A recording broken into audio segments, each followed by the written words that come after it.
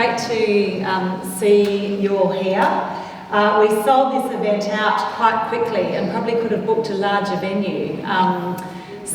Because we're very lucky to have such a fantastic speaker tonight. I'm Kate Chaney, I'm the local MP in the area, and I have the extreme privilege of interviewing Ross tonight about his latest book. I would like to start by acknowledging the Whadjuk Noongar people as the traditional owners of the land that we're on, and pay my respects to their elders past and present. And we're very lucky to be here just near the Derbil Yarragon, and the voice is something that I will be supporting over the course of the year. I will start by introducing our guest speaker, who some might say requires no introduction. I had a look at his CV and it made me feel very, very nervous about sitting up here today. And you know you're in trouble when the list of current academic appointments is half a page. But briefly, Ross, I'd like to point out, was educated here at Perth Mod, right here in Curtin, where he learned everything that he knows. He's been awarded a Companion of Australia for services to climate change and energy, an Order of Australia for services to education and international relations. He's a distinguished fellow and has honorary doctorates from multiple institutions that I won't list. He's a Professor Emeritus at Uni of Melbourne and ANU, and a Director of Zen Energy. He's had a distinguished career as an economist that goes for longer than I've been alive. The year I was born, he was First Assistant Secretary in the PNG Department of Finance, the year it became independent. He was the Principal Economic Advisor to Bob Hawke. He was Australia's ambassador to China in the 1980s, and has led various reviews, sat on various advisory councils since the 1980s. He's had lots of board roles as chairman of a long list of companies, particularly in mining and banking, including Bankwest here in Perth. He's the author of numerous books, a number of them about China, also Reset, Restoring Australia After the Pandemic Recession, Superpower, Australia's Low Carbon Opportunity, which there are copies of here, 40 years of economic reform and development, and most recently the follow-up to Superpower, the Superpower Transformation, Making Australia's Zero Carbon Future. Now, the sheer depth, breadth and length of his experience and expertise makes him a fascinating and intimidating person to have a conversation with, but he's also a very nice man. In the last 15 years, he's become very well known for his work on climate change, and he conducted the review on climate change and the policy response to climate change for all federal, state and territory governments of Australia in 2007 and 2008.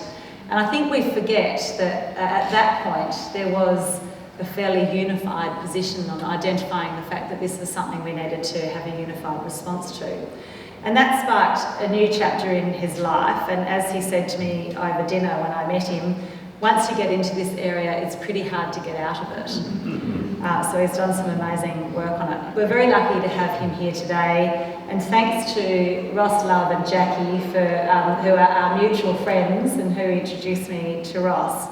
I'm very excited because frustration with Australia's lack of action on climate inspired Curtin Independent, and the founders are standing up the back there, Tony and Sarah and others, to search for a potential candidate for the federal election, and also inspired me to agree to be that candidate. So it's very much part of my origin story, the fact that we've reached a point where we really need an urgent response in this area. I do think we've entered a new phase in Australian policy in this area, and I'm sure Ross will talk a bit about that. Climate change and decarbonisation represents huge opportunity and also huge risk for Australia, and in particular WA. And I'm very excited to hear Ross's thoughts on what it will take to build a zero emissions future, and why WA has a particular role to play in that process globally as well as nationally.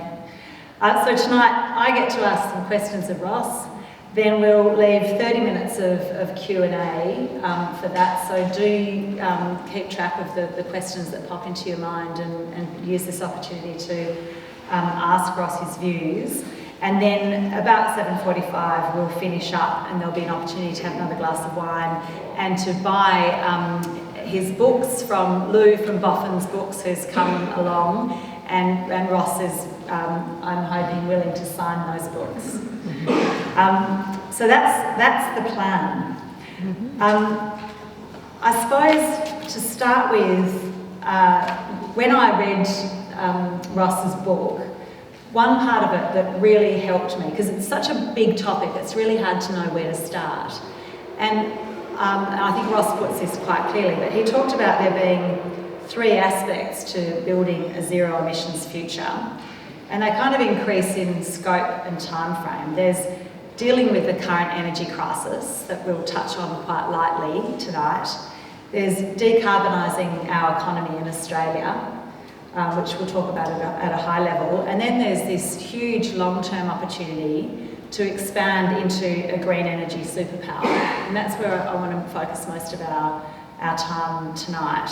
But we might just start with the current energy crisis. And Ross, tell us, this is less of an issue for WA. Can you give us just a bit of an overview about why that is?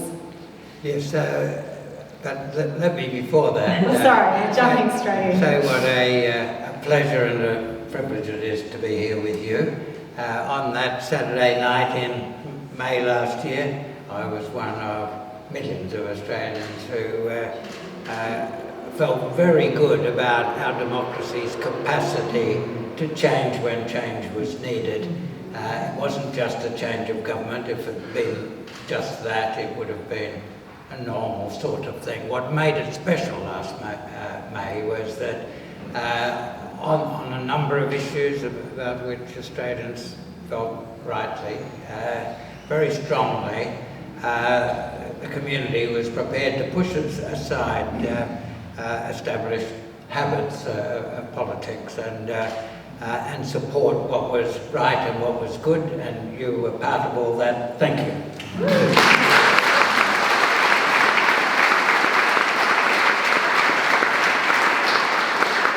I might actually then start in a slightly different position, and that is, and I think of the Irish joke of someone asking directions and they say, oh, I wouldn't want to, if you're going there, I wouldn't want to start from here. But maybe just a potted history of how we are here now, and what's changed between when you wrote your book in 2019 and this book, and even going back, how we have ended up here and from where we must start. Kate was unkind enough to mention how many years I've been around. And I was an old economist when all the premiers of Australia asked me to do my first climate change review 16 years ago, and it was an initiative of the states because they were frustrated at the failure of action by the Howard government. But they invited the Commonwealth to join, and the leader of the opposition said the Commonwealth would join when he became Prime Minister. And so when Rudd became Prime Minister, it became a joint Commonwealth state exercise. I gave my report to the Premiers and the Prime Minister the following year, September 2008. Prime Minister's attention wasn't mainly on it because the night before was the beginning of the global financial crisis. But I had a covering letter to the Premiers, and the Prime Minister began in an old dog for a hard road. And I said then that they'd given me a hard road, and I hoped that I'd made a reasonable job of it. Well, it's 16 years since then. I was an old dog 16 years ago. We're still on that road, but as Kate said, we're in a better place on that road. We weren't in a bad place when I did that original work. Remarkably, that original climate change review was supported by every state and territory government and then the Commonwealth government. Not only that, But my work had the strong support of the opposition in the federal parliament. Malcolm Turnbull's leader of the opposition. I used to meet regularly with Malcolm and members of his front bench, members who later turned out to be climate denialists, but they went along with their leader because it was in their interest at the time to do that. And Australians were ready to take some strong action on climate. People were standing at the back. There are some seats at the back there if you'd like to.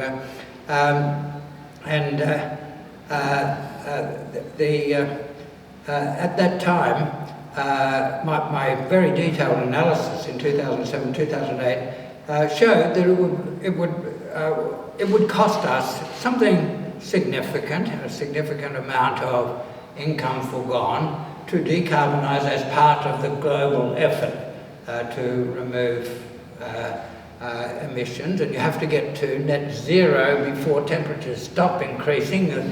So if you reduce emissions by 70%, temperatures will keep increasing. You've got to get to net zero before you stop temperatures increasing, and it would cost us something over the next few decades to do our fair share of the global effort in that. But the gains from damage avoided later on would greatly exceed that. And that was the result of the best information I had at the time. And I had a very strong team of people, the best modelling people, first of all from the treasuries of Queensland and Victoria, then the Commonwealth Treasury, the best economic modellers from the Australian universities, as well as all of the top climate scientists of Australia. We went through it all very carefully and reached the conclusion that it would cost us something, but it was a cost that was much less than the damage that would be done if we didn't deal with the problem. Well, by 2015, I'd learned that that was not quite how reality was turning out. In the initial analysis, in the modelling, after consulting with everyone who should know about what was likely to happen to solar technologies, people in China, Japan, Korea, Germany, US, UK, Australia, I fed into the analysis an expectation that the technology would lead to a few percent per annum production. But by 2015, only 8 years after my report, 7 years after my report, costs had come down nearly 80%. So that was better than you expected? It was much better than I expected. And this was transformational. It meant that for countries with very good renewable energy resources, and we're the best, there actually wasn't even going to be an early cost. If you did it properly, if you moved promptly, if you had stable policies, you used markets so that you get a smooth process rather than a lot of arbitrary government intervention. So that was a huge thing. So I was asked to give the annual lecture in the engineering school at Adelaide University in 2015, and I called it Australia's superpower of the zero carbon economy. And that story has become stronger and stronger since then. Superpower is the title of the 2019 book. The latest book came out in November last year, is a book with more detail on how we actually do it. And what's clear now, which wasn't clear to me in 2008, so old dogs can learn new tricks, what has gradually become clear is that Australia not only can decarbonise its own economy at relatively low cost, and that we have to do as part of the global effort. Because the costs are low here, because of our excellent resources, we have every interest in going more quickly. We've also got every interest in going more quickly than others because we will be damaged more by climate change than any other developed country. But our exceptional resources mean that our exports of goods that in other countries are very difficult to make with zero emissions, our exports of those goods can make decarbonisation much easier for them. This is particularly Europe and Northeast Asia, virtually all of Europe, including the UK, including Scandinavia, and in Northeast Asia, Japan, Korea, China. They do not have rich renewable energy resources, so the best solar resources in Germany are less than half as good as the best in Australia. The best in Western Tasmania, which is the worst in Australia, is better than the best in Germany. They don't have good renewable energy resources, but even if they did, there's nowhere to put the hundreds of square kilometres of solar that you need for decarbonisation. And Russ, this goes into, in talking about why Australia could become a green superpower. In the book you talk about the 5 sources of advantage, and you're touching on one of those. Yeah. Can you tell us about those? Yeah, well, the 5 big Australian advantages, and WA has them all in exceptional degree. The first, we've got the best combinations of solar and wind resources. You don't get better wind resources in the world than the coast up past Geraldton, from here up past Geraldton. And then that extends inland. The Merredin, Colgar, and here, the Fremantle doctor that used to win WA Shield games after tea in the old days, you get the sea breeze, the land heats up, and you get the strong winds when the sun goes down, and so they're very nicely balanced, and that means you need less storage to back it up. Australia's resources of renewable energy, combinations of solar and wind, are very good.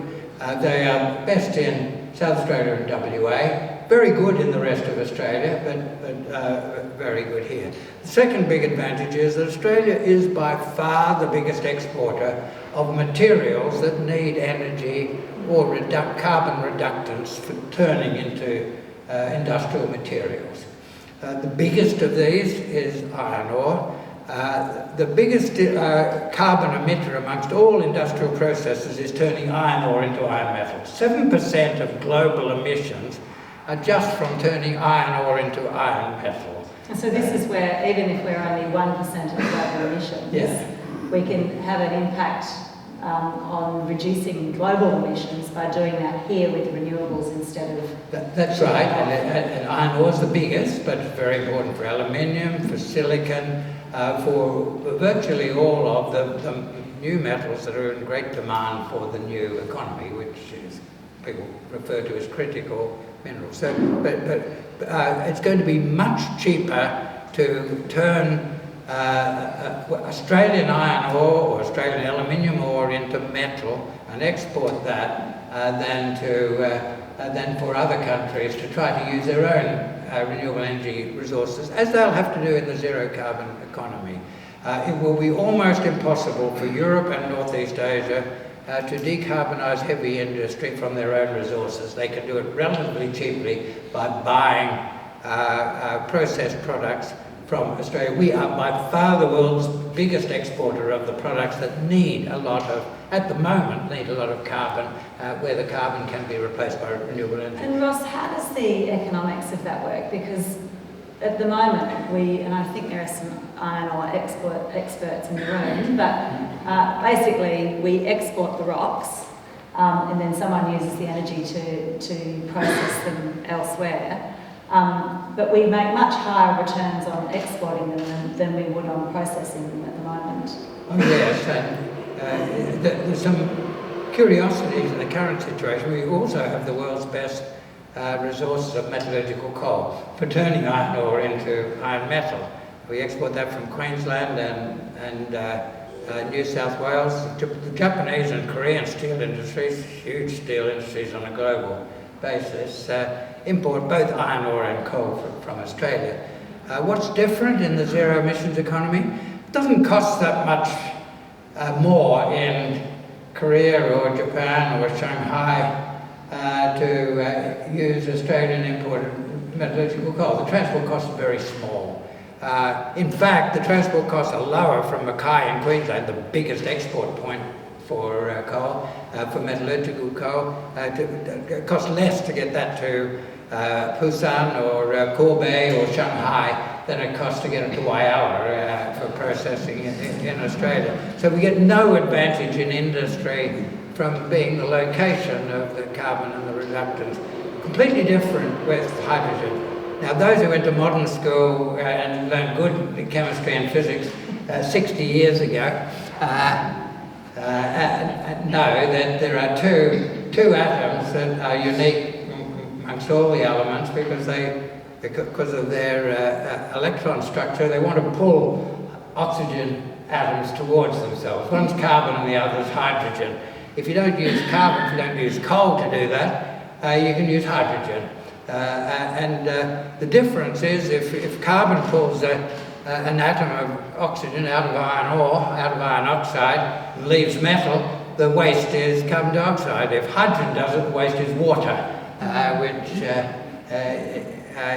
is not in any circumstances a pollutant. So hydrogen is the alternative to carbon, the difference between, we will be the cheapest place in the world to make hydrogen from renewable energy. If we do it right, you can make a mess of things, but if we do it right, we'll be the cheapest place.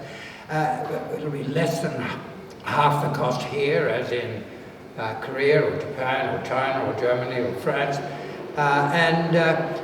You won't be able, as we do with coal, simply to export the hydrogen because it's very expensive to move hydrogen. Very cheap to move coal, not very expensive to move natural gas.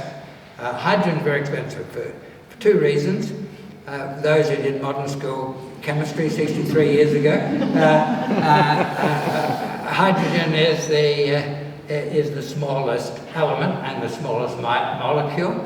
It sticks out between the molecules of steel, and so you'll have lost most of it before it gets to Germany. Now you can use special materials, but that's expensive. It increases the cost. But even more important, hydrogen won't liquefy until you get to nearly to absolute zero, minus 253. It's not a linear movement in the increased energy you need to turn hydrogen into a liquid. The closer the boiling point is to absolute zero, it's a non-linear, it's an increasing energy. So you use more than half the energy in hydrogen simply to liquefy it. So it's got to be twice as expensive at the other end. You can turn hydrogen to other things and then extract the hydrogen from the other thing at the other end, like ammonia, a very good carrier for hydrogen. You can do that. But it costs quite a lot to turn it into ammonia and then to turn it back at the other end. And Ross, that's something that people say to me, that using your Perth mod chemistry, you need energy to pretty much be free, be very low cost in order to make the economics of hydrogen stack up. What's going to happen to that, and how do we get around that economic? Well, I reckon right now, I don't reckon I know, the company of which I'm sound a little bit like the French president, but I don't reckon I know. Now, in the best places in Australia, if you do it right, you can produce hydrogen at a cost that can convert iron ore into metal more cheaply than using metallurgical coal. Now, metallurgical coal happens to be very expensive at the moment. Russia was a major source, and withdrawing that from world markets has sent prices very high. But at the moment, now the world doesn't have access to Russian coal, it's economic right now. Now, that's the last thing that you said there are iron ore people in the audience. It's the last thing that our very successful, very able iron ore companies want to hear, because they do very well out of the current model. Any disruption of the current model creates a risk that returns on investment won't be as high. So it will probably have to be other companies that do it, new companies. But that's not unusual. Innovation is usually the job of new companies outside the established network. The established companies seem to have all the advantages. IBM, if you'd asked anyone 30 years ago, if you told them in 30 years' time every household's going to have a couple of computers with power greater than an IBM mainframe, which company will dominate that? Everyone in the world would have said, oh, that's all IBM, they're the only ones who can do it. Well, 5 different sets of kids in garages beat IBM. It won't be the established players who do it. Innovation has to be done by people with fresh minds. But with fresh minds, right now, it's economic. And the established companies will say it's impossible until someone else does it, and then it won't be impossible anymore. So that's hydrogen. That's good. We've jumped around a little bit, but you were saying the different reasons that means Australia's in a really good position here. You talked about our renewable energy resources, the wind and the sun. You talked about the fact that we've got these minerals that need green processing and that energy and abundant renewables in order to do that processing. Energy transition minerals. Yeah. Tell us about them. Yeah. The new economy, the zero carbon economy, needs a lot of metals, and a lot of some metals which were not in such great demand in the old economy. The International Energy Agency calls them critical minerals. In the book Superpower Transformation, I prefer to call them energy transition minerals. Quantitatively, the biggest of these is copper. It's important in the old economy. Every one of the old cars has got a lot of copper in it, but an electric car has 5 times as much copper. All the electrical wiring of the engine you need. Copper is the best conductor for long-distance transmission. Electrification of everything needs a lot more copper. In quantity, that's the biggest, but cobalt, nickel, then for batteries, lithium, vanadium, then specialised inputs into a lot of the new equipment, titanium, tantalum, rare earths. So there's a whole lot of minerals that were in some demand in the old economy, which are required in hugely increased volumes in the new economy. And it just happens that Australia is the largest potential source of these new minerals. And we're already seeing some of that. There's a bit of a lithium boom going on. Half of world lithium is coming from Australia, most of it from Western Australia. And there's a lot more of that to come. So this is another opportunity for Australia. The rest of the world, just like Northeast Asia and Europe, are not going to get there to zero emissions without using Australian minerals processing, because they don't have the land and the resources. The rest of the world's not going to decarbonise everything without using a lot of energy transition minerals from Australia. And is there enough of these minerals? Because I've had people say to me, we need 10 times as much copper as there ever has been, or, the sheer scale of what's required in energy transition minerals is beyond, what's available. Well, economics doesn't have the answer to everything. It's got the answer to some things, and including questions about scarcity. None of these minerals are absolutely scarce. There's plenty of them at some price. Minerals are available in very, very small concentrations. Plenty of copper in the Earth's crust, but we mine first the high grades with high concentrations of copper.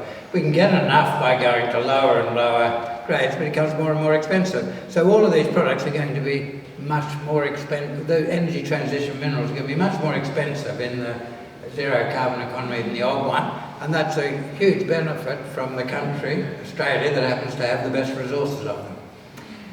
So we've got sun and wind, we've got land, minerals that need green processing, those energy transition minerals, and then some knowledge and skills as well. How applicable are those things to these new opportunities? Well, I think enormously important, because the building the new economy is going to require a lot of features that actually have been a lot of skills, a lot of infrastructure, a lot of industrial culture that's been built around the mining industry, the metallurgy industry, the forestry industry, and the agricultural industry. Land carbon is going to be very important. That's the fifth. We went over that briefly, but but we've always been world leaders in science and applied science in agriculture and forestry, and